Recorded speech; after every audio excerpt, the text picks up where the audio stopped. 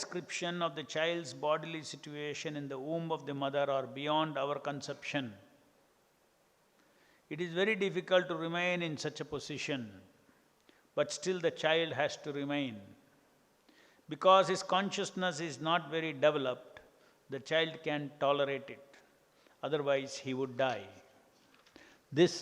That is a benediction of Maya, who endows a suffering body with the qualifications for tolerating such terrible tortures. Text 8.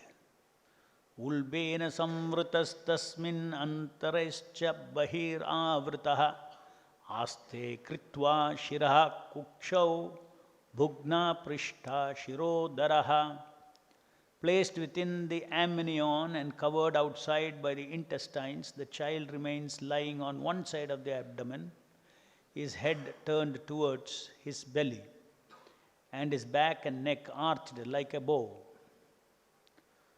If a grown man were put in such a condition as a child within the abdomen, completely entangled in all respects, it would be impossible for him to live even for a few seconds.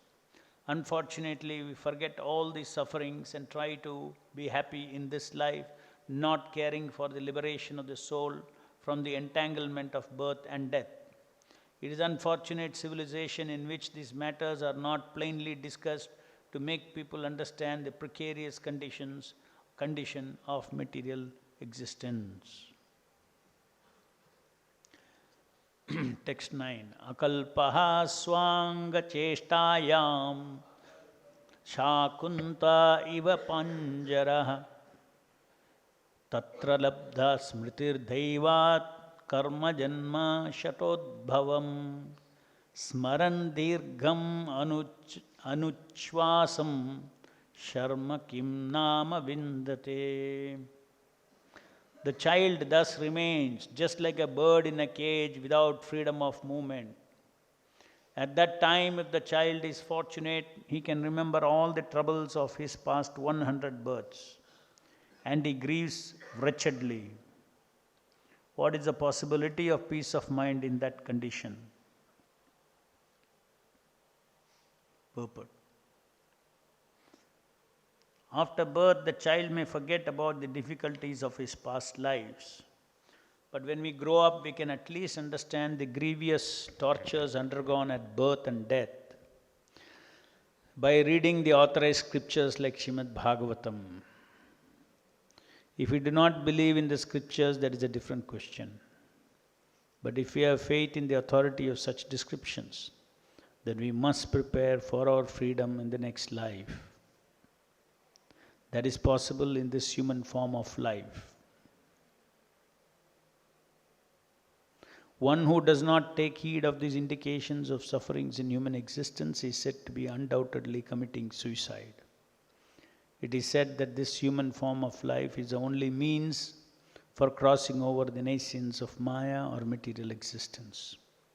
We have a very efficient boat in the human form of body, and there is a very expert captain, the spiritual master. The scriptural injunctions are like favorable winds.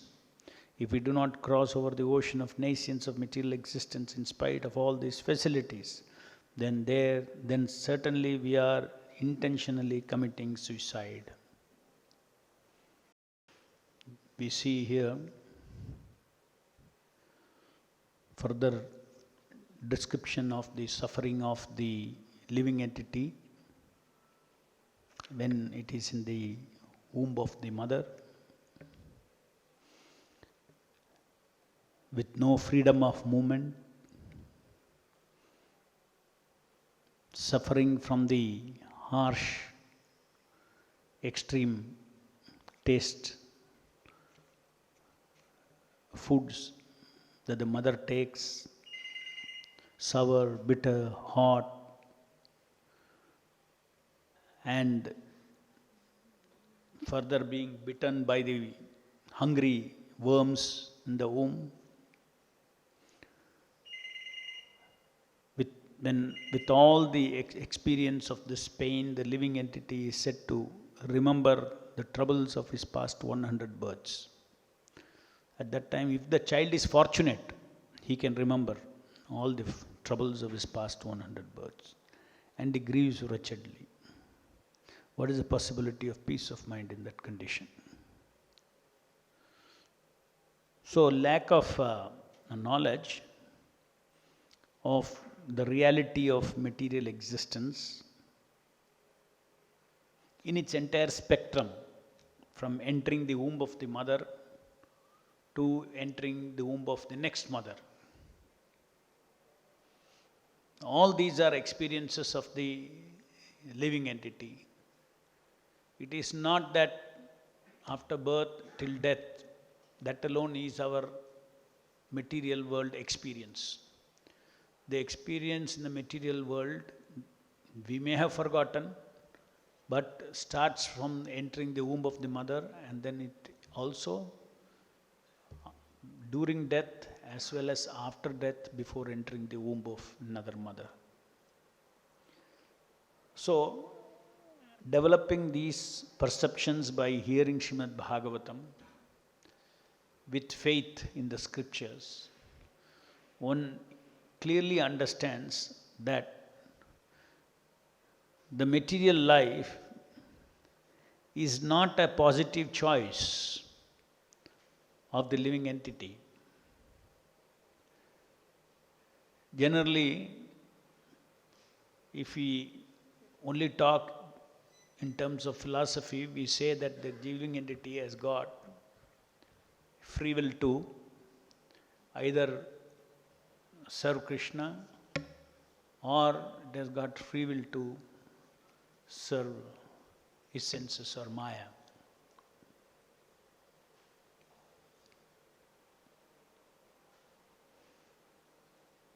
But this has to be understood a little differently, because one free will is constitutional, the other is unconstitutional. Choosing forgetful life of Krishna-less pleasure, Krishna-less happiness is definitely a choice. But generally, when we talk in terms of free will, we tend to think of it in a very positive way. But this free will is just like, you may say, I have a free will to run across the road and get killed by the vehicle. There's also free will, technically. But that is not actually freedom. It may be free will, but that is not freedom for the living entity. It is bondage. Similarly, it may be free will for the living entity to choose to be independent and come into this world. But that free will exercised for independent happiness and pleasure is not freedom. So, free will can be used either for being liberated into a freedom, experience of freedom, or free will can be used for bondage. So, both cannot be thought of on an equal level. Free will either to remember Krishna, either to be with Krishna, or to be in the spiritual world. No. In the material world. No.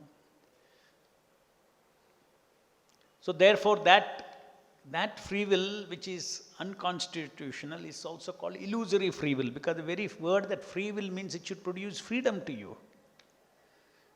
Free will should produce freedom. But in the material world, free will produces bondage. Free will should be free. If you have to pay with bondage for free will, is it called free will? So it is called illusory free will. What we exercise for independent. Illusory because it is unconstitutional. It's not my Surupa. My Surupa is to choose to give pleasure to Guru and Krishna. My free will My choice is meant for loving Krishna and his servants. That is the constitutional free will. The other one is perversion of that free will.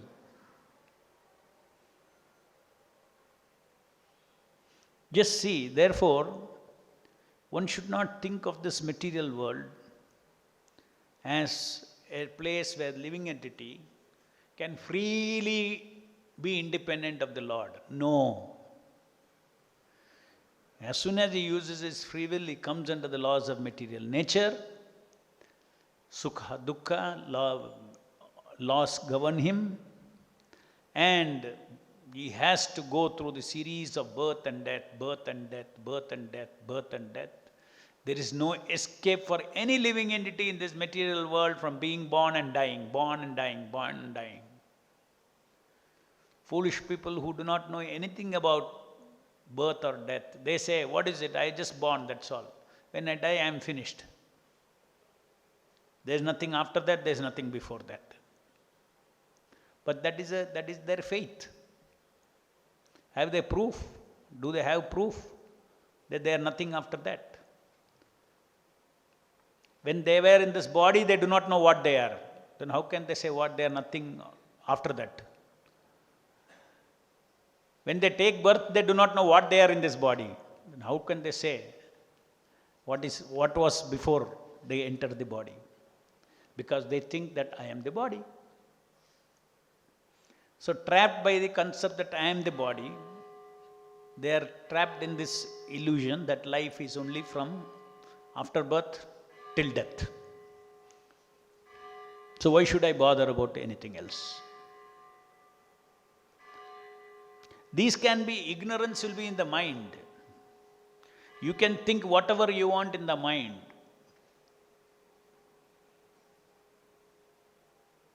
That is called philosophy. You can have philosophies which are untrue philosophies also.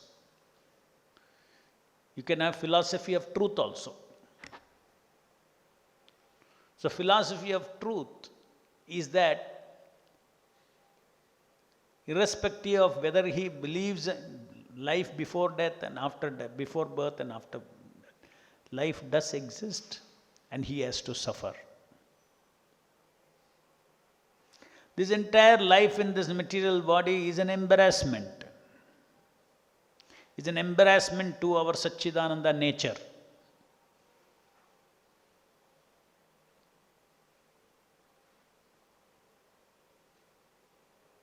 This body of flesh and bone, muscle, mucus, urine, stool is an embarrassment for every living entity.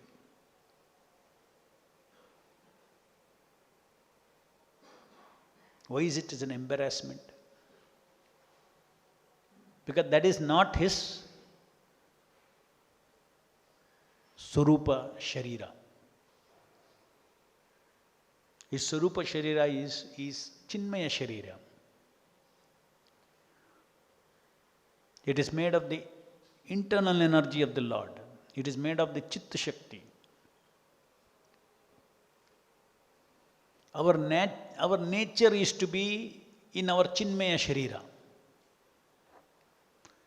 That is exactly the why in this material world nobody likes to remember that he is a body of flesh, bone, mucus, urine, stool.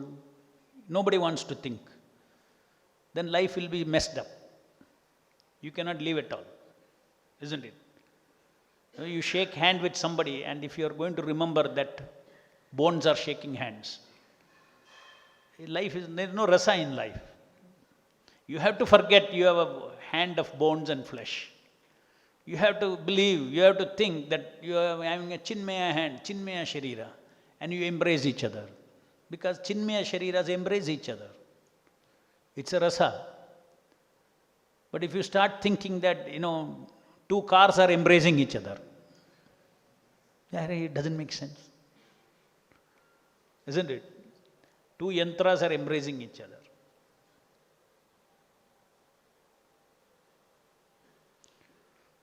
So these things give us the clue that our nature is to have Chinmaya body, Chinmaya Sharira, which has all the, what is this Chinmaya Sharira? How does it look like? How does it feel like when you touch? Arey, it looks exactly like how we are trying to imitate now with this material body.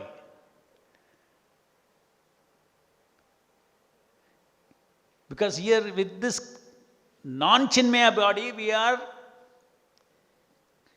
living in this world as if it is Chinmaya body. So, how does Chinmaya body look? It looks like this only. But the substance is Chinmaya, not flesh, bone, mucus. Made of the internal energy of the Lord. The living entity itself is the internal energy of the Lord.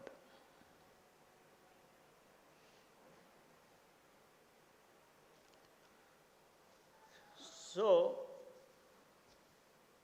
the atheists, people who have no source of higher knowledge from the descending process, to have faith in these statements of the scriptures as to what happens in the womb of the mother, how the living entity suffers in the womb of the mother, whether child or adult, everybody can experience happiness and distress. Yes or no? Maybe a child doesn't experience happiness in one form which an adult can experience, etc. But as far as pleasures and pain are concerned, it can experience. Feelings it can experience.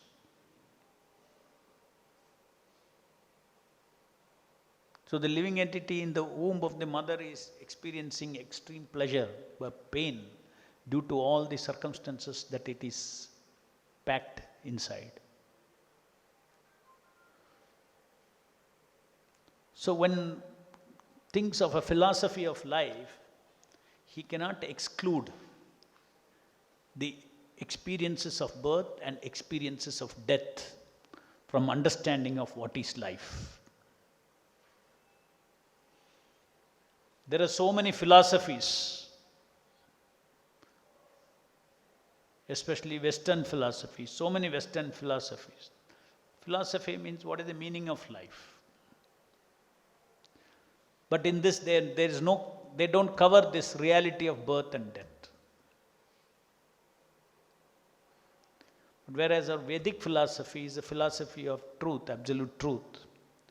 It covers all these things, and Bhagavatam is a philosophy of absolute truth, as we discussed yesterday. It is not a luxury, mental luxury or intellectual luxury of some internally consistent worldview.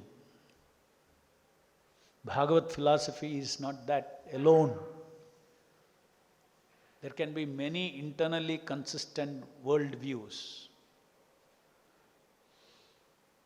which may not match with truth. In science, it is very common.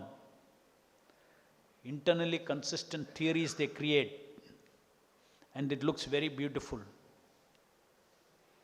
But then when they apply it in reality, they see reality is different. Because our intellect can create all these kind of things. Whereas the Bhagavad philosophy, no doubt, is internally consistent, but simultaneously it is also describing the absolute truth.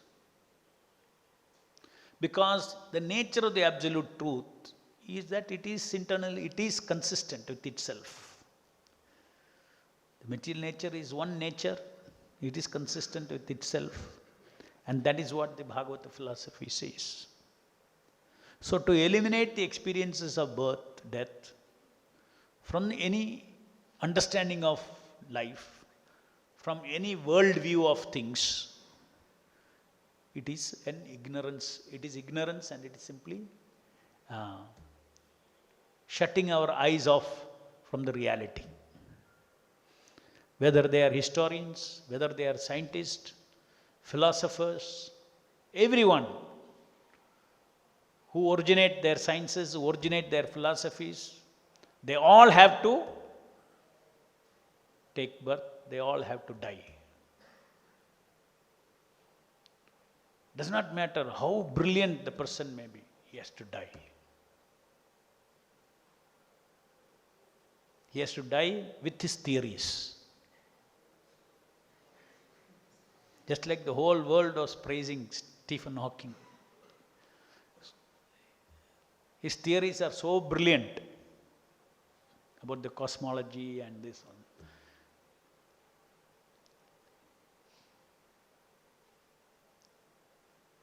The whole world of scientists, are so much of appreciative of his brain, his intelligence.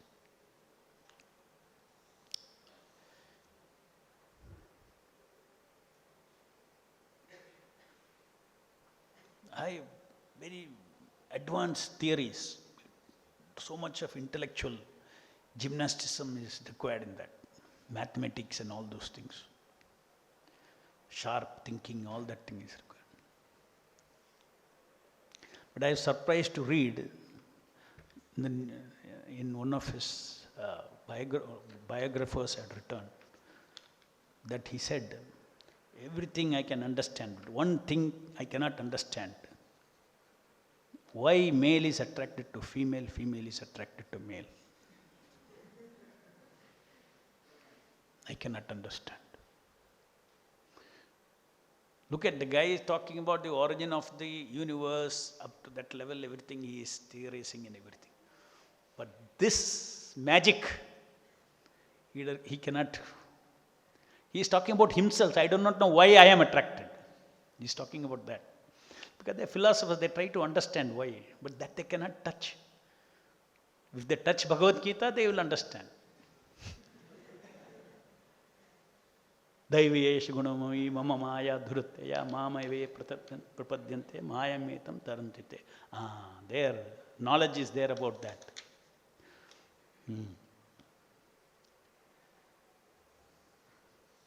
So we are very fortunate that we have come to the lotus feet of the Supreme Lord by the mercy of the lotus feet of His pure devotees who travel in this dark material world, enlightening the living entities about His true nature beyond this body and His history and His future destination, His potential, what all He can do, where He can reach. Those who receive this seed of bhakti are very fortunate, and extremely fortunate are those who come to the path of Srimad Bhagavatam and Bhagavad Gita, the ultimate truth revealed by Vyasadeva,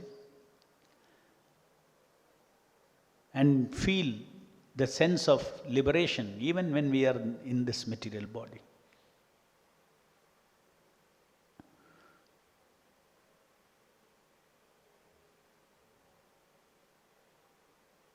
Any questions?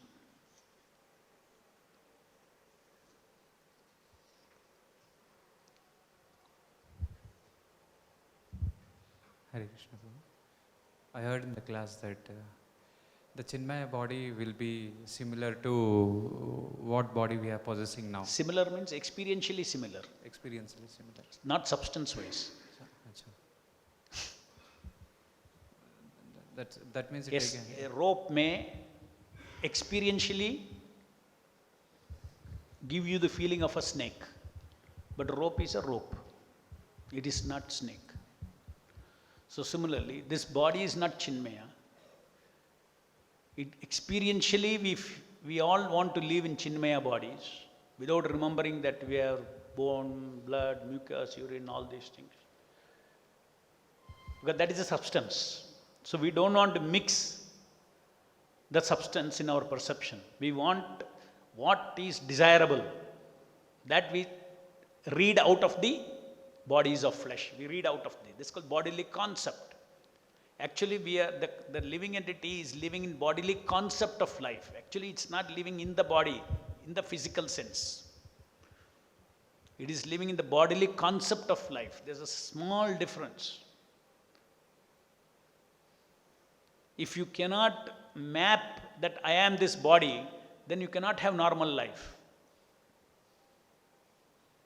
So you have mapped from childhood, I am this body, then bodily, somebody else is their body, right? So you are in your own bodily concept, then you are in the bodily concept of others, and then there is a relationship.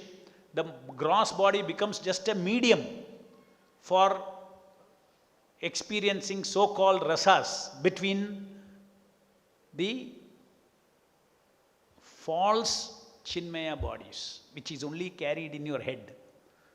Concept is what? Chit, no? But this is achit, therefore it is called, it cannot be called, our bodily concept cannot be called as Chinmaya Sharira. It is achit, it is ignorance, it's not true. It is only in your mind. There is no substance as such with a living force there. But in the spiritual world, Chinmaya Sharira is the Atma. There is no difference between the soul and the body of the Atma. They are both of the same nature.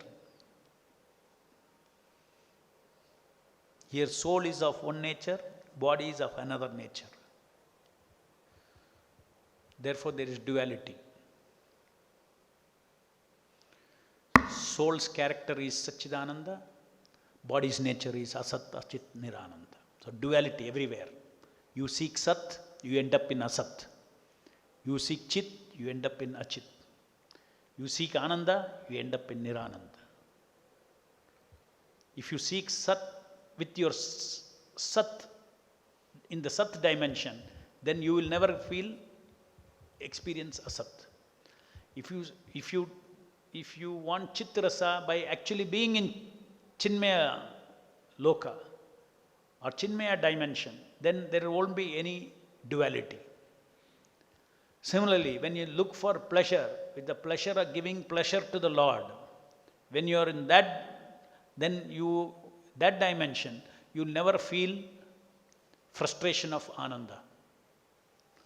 So Satchit Ananda is a soul. The body has exactly opposite characters. Duality is there. But this opposite character, in our normal living, we don't want to remember that. But Maya, Prakriti, force us to remember. For instance, if somebody is having bad karma, then if he has a disease of constant pain in the body, then he has to remember that I am this gross body. His rasa is finished in life. If you have a disease where constantly you have to remember your gross body, your rasa is finished in life. Bad karma. Good karma means he will not, karma won't force him to remember that you are a body, you have to die, you have to, you will have another birth. All these thoughts will not come if you have good karma. But you have transcendental knowledge, then all these realities will flash you, and the reality of your positive nature, that you are Satchidananda, your positive potential of Satchidananda existence in relationship with the Lord, even when in this material body, all these things will be the gift of transcendental knowledge.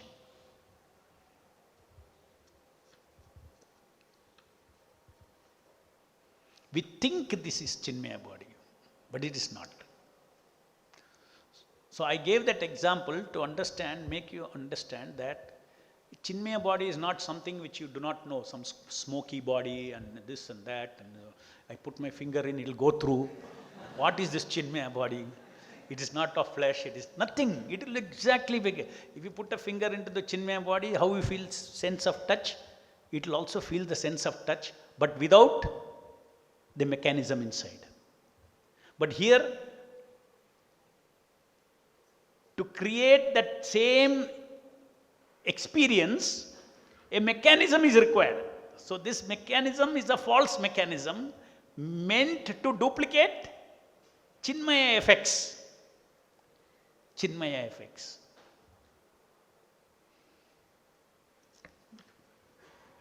Any other question?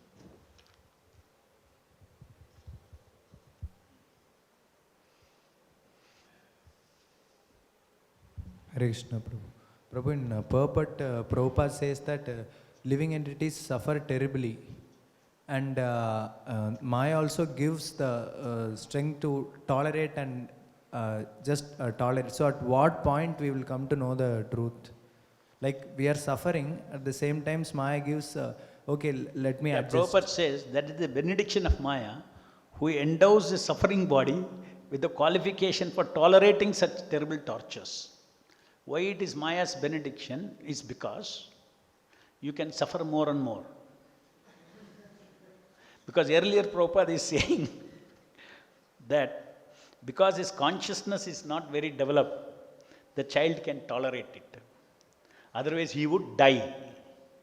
So, without dying, if you should not die, then you have to tolerate. Because if you die, then I cannot inflict more pain on you, no. So, tolerance is also given by Maya so that you tolerate. And then you suffer more and more. It can inflict you. So, therefore, it's a foolish people.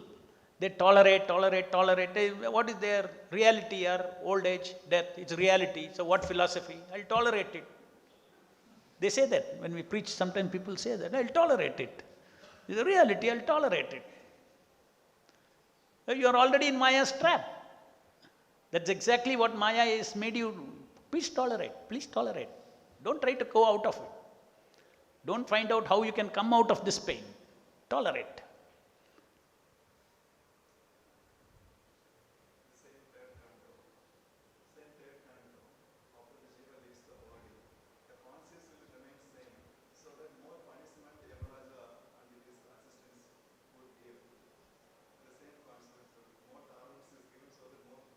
Yes, as long as this misconception is there, I am part of this material energy, you will go on tolerating because you don't know the alternative.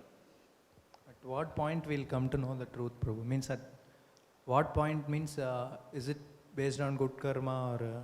No, it's not based on karma, it's based on mercy of the Lord. It comes through his devotees, then we get the chance to come out of it. Otherwise, very difficult. You may be very intelligent, but you cannot come out of it. Because these truths are transcendental intelligence.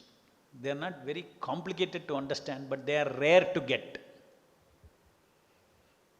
They are rare to get.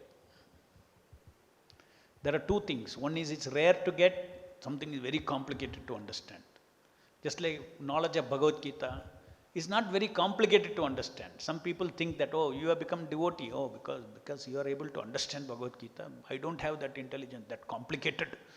Bhagavad Gita or Upanishad must be all very complicated. No, it is not complicated, it is guhyam, it is rare. It is rare, that's all. Guhyam means selected people will get it. But once you get it, it is simple. It is simple. I read Bhagavad Gita before Prabhupada's thing in the school as a student. Head or tail, I didn't understand. What is the connection, action, reaction, without fruits you have to act. Life is meant for, making it in life. And here is saying some without fruits, you have to worry. But then what is life? Nothing. So it was not at all inspiring. Because that guhyam, that truth, it has to come through a pure spiritual source. Therefore, one should value the source of this knowledge. Extreme high value should be given to the source of that. That means gratitude should be there for the source of that knowledge. Knowledge is simple. Once you get it, it is simple. But the source of that knowledge is the one who delivered to you. So that gratitude will ensure that the inner depths of that knowledge will start playing in your heart. The realization of the simple truths. Truths are simple, but the realization of the simple truth comes by the mercy of the spiritual master. Otherwise, you can know intellectually Bhagavad Gita, even you can intellectually know Bhagavad Gita as it is. Prabhupada Gita also you can know as it is without any realization.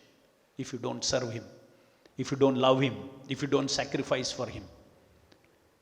When you sweat for him, when you sacrifice for him, when you give up everything for his service, then secrets will start getting revealed in your heart. Simple secrets. Everything becomes simple understanding. No complexity. ग्रंथराज Shrimad Bhagavatam की जय, जगत गुरु शिल प्रभुपाद की जय.